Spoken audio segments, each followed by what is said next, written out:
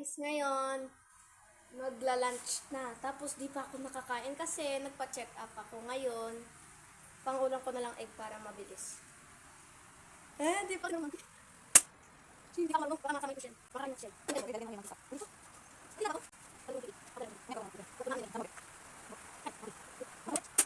Painitin muna ang kawali bago lagyan ng oil. Okay na ba?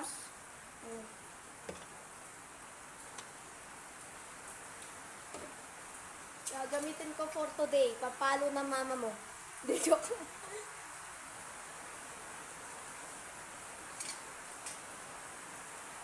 Ngayon, paano ko ito pipisain? Ganyan. Dapat mainat muna yung mantika bago ilagay ang egg. Ang init. Hindi ako marunong.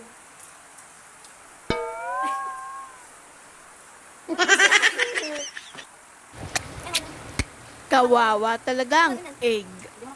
Nabasag ang egg yolk. Ganun pa man ay lagyan na natin ng asin. Yan. Yan. Wait lang, konti pa. Baka maalat na. Yan. Dahan-dahan muna sa paglagay ng asin, mamaya umalat yan. Yan. Parang ganun.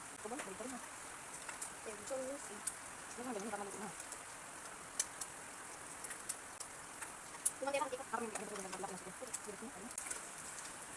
uy, sakit.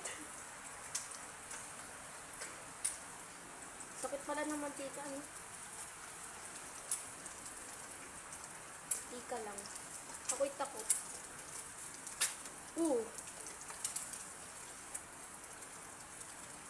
Bumaliktad ka. Egg. Egg. Ayan.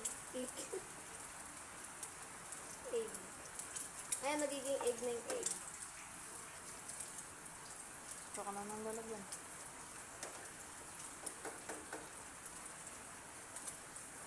Tayo mo na, pwede na yan. Pwede na yan?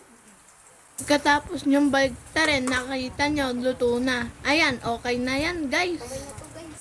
Prepare na kayo na lalagyan nyo. Patayin nyo na yung apoy. Ganun.